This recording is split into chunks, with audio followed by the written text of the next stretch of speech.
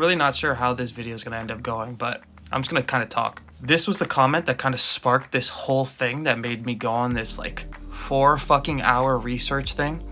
Yamal has not eclipsed Vini's best season. Vini has been the best Champions League player of the 2020s and had back-to-back 2020 goal assist seasons, 2 UCL final wins with goals in each, and Vini is not any more volatile of a player than hundreds of other players before him.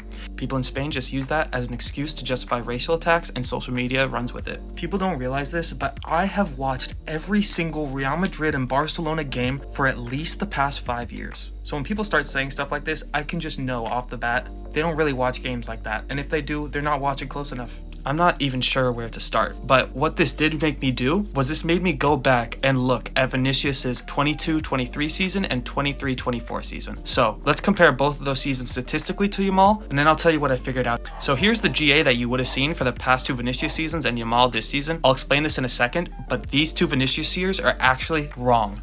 The full real statistics are for some reason not shown here. I went on Transfer Market and went through every single match from the 22-23 season and the 23-24 season.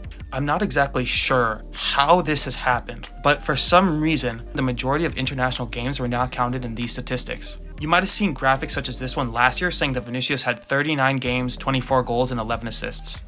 Here's more falsified data from an actual Vini fan account this time. As you can see, they say 37 games, 23 goals, 11 assists. We'll get to the actual statistics in a sec. Even SofaScore got it wrong in their graphic. I'm not sure what happened, but I'm completely confused. If you would like an actual representation of Vinicius Jr. stats from the 2023-24 season, I compiled them here, all from transfermarkt.com. Now keep in mind, Transfermarkt also includes rebounds, free kicks, and pre-assists. So this assist number could actually be wrong and inflated even further than it should be. All right, we're gonna go through some context now. We'll look at Vinicius's 2023-24 season first. 45 games, 26 goals, 12 assists, 38 GA, 22 games with a GA, 23 games without a GA, 38 GA came in 22 games. That's 1.72 GA per game that he actually impacted 48% of his matches. His average SofaScore was 7.15. He had 18 games below a 7.0 rating. And as you can see, look at this quote here. 3 years in a row, Vinicius Jr. has had 14 games below a 7.0 in only La Liga. 3 years in a row. So just keep this in mind. Don't worry, I'll put this one and Yamal's side by side at the end.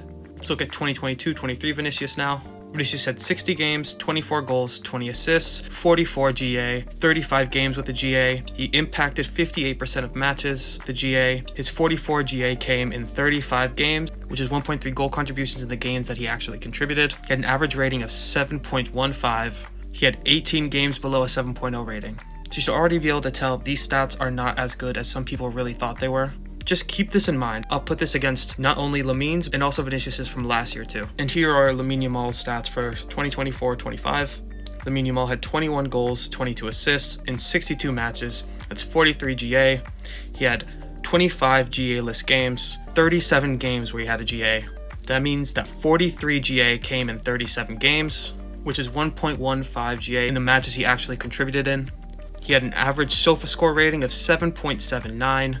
And Lamine only had 4 sub 7.0 ratings throughout an entire 62 match season. I want you to think about that. So we'll go through the stats, but I am going to go ahead and put this next to both Vinicius' seasons and then both of them together. We'll go ahead and look at it at the end. But just keep this in mind while we're going through stats. Now that we've looked at a little bit of the context behind their actual performances of the season, let's look at their actual statistics. Keep in mind, these statistics are skewed in Vinicius' favor, especially the 2023-24 season, because it's missing international matches, which is where Vinicius performed by far the weakest, which means these stats are already skewed towards Vinicius. There is no excuse if Lamine Yamal has better statistics. I'm so confused how this is happening and how this is able to go under the radar, especially during the 2023-24 Ballon d'Or conversation. Regardless, let's proceed. We've got shooting stats here. If we look at the shooting stats here, they're all over the board with who's on top. But I think one of the main things we should be looking at is the distance here. Look at how much further Lamine Yamal takes his average shots. If we look at the per 90 shooting stats, Lamine takes more shots, gets more shots on target. He is much further out than Vinicius was.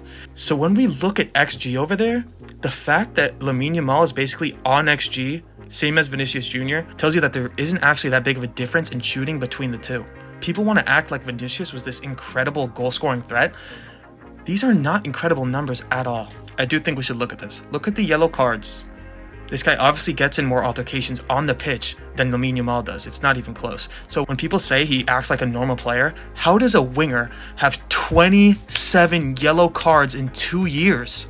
How is that possible? That's ridiculous. Now let's go ahead and look at passing. As you can see, Lamine Yamal is just way more involved in the game. He passes more. His completion is right in between both of Vinicius' seasons, and his total distance is higher than both by a good bit. Same with progressive distance.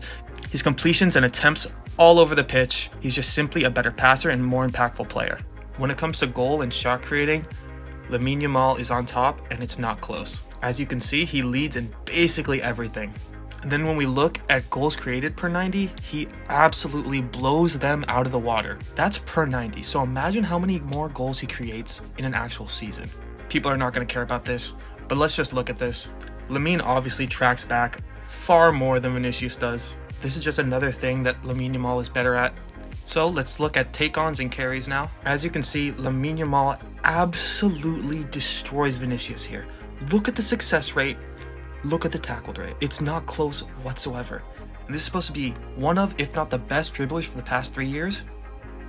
The fact that Lamine is averaging 5 successful take-ons a game and Vinicius last year could only get to 3.22 on 8.25 attempts is crazy. Now when we look at carries, this Lamine Yamal actually pretty much outdoes Ballon d'Or Vinicius. He was better progressively the season beforehand, but if we actually look at it, Lamine carries the ball more often. His distance is right in between the 2 seasons. Same with the progressive distance. As you can see, he takes 1 less progressive carry a game to get to that progressive distance. And then when you look at his progressive carries into the final third, you'll see where Vinicius really operates. He's extremely concerned with breaking into the box from the edge. So if this is the sideline and this is the box, he loves being in this space. That is where he resides, and then he tries to break in that way.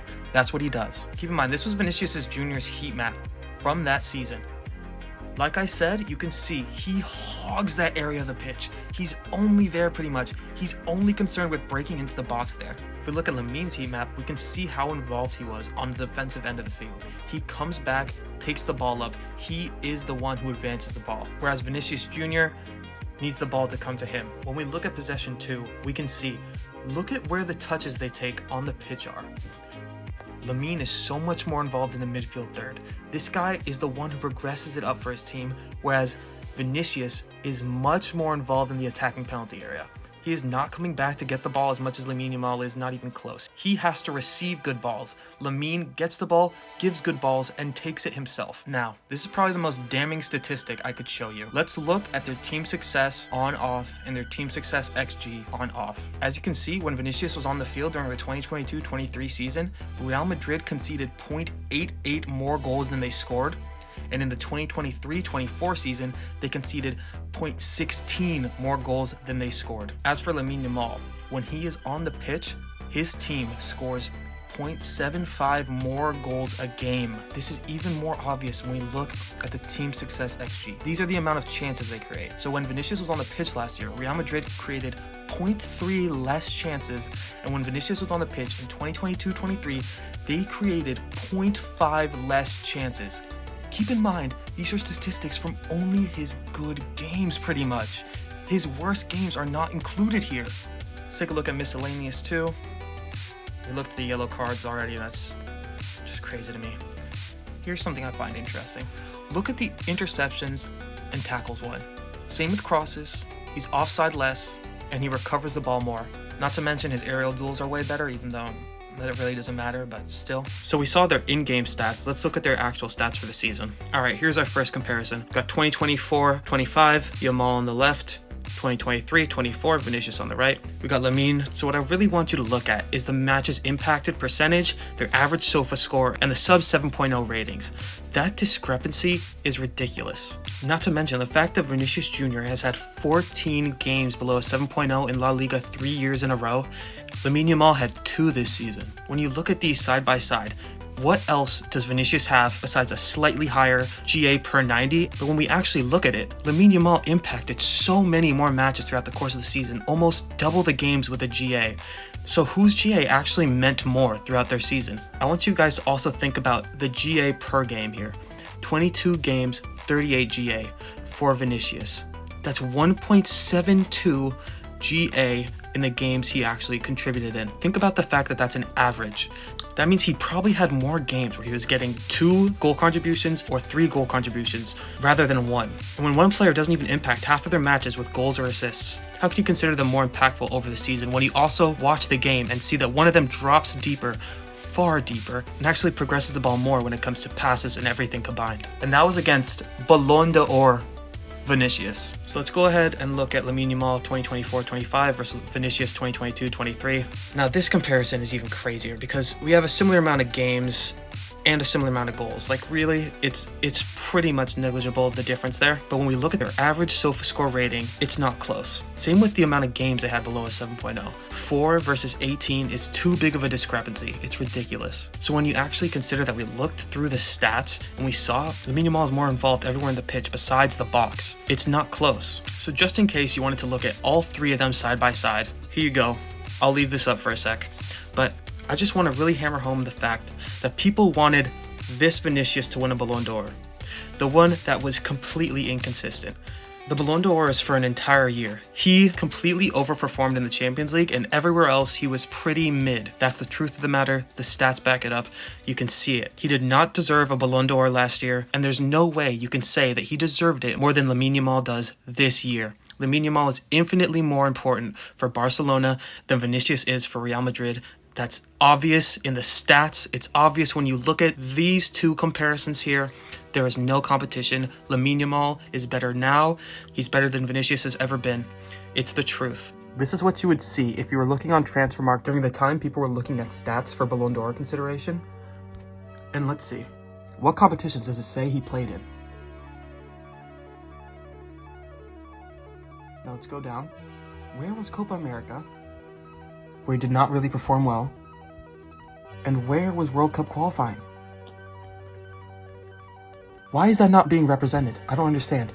So that's not being represented here. This is 39. If we add those 6 games on, this should be 45. So where is the rest? I mean, you can go through and look at this yourself. It's just confusing. I don't get it. Also, like, let's take a sec. Just look at how many games where he didn't contribute. Look at that. Look at this. This is apparently Ballon d'Or Vini. Look at how many games where he didn't contribute. Look at that shit. I mean, you can see for yourself. He was not consistent at all. And some of these assists are from pre-assists, rebounds, stuff like that. Transfermarkt takes in a different assist number, so this could even be lower. Let's recap this real quick.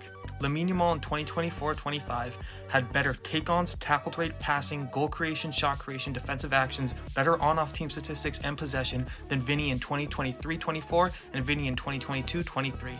Let's revisit this comment. Yes, he has eclipsed his best seasons. Vinicius may have been the best Champions League player, but that is the only thing he could even potentially be the best in. And the 2 UCL final wins only mean so much. They can't win you a Ballon d'Or. That doesn't win you a Ballon d'Or. As for being volatile, anyone with eyes can see that he is. He's more volatile than 90% of players. That's obvious. And yes, people do use the fact that he's volatile to justify racial tax. That's not a good thing. It's going to happen, but he does not help himself at all. He goes out of his way to make people mad. It's what he does. So that's it.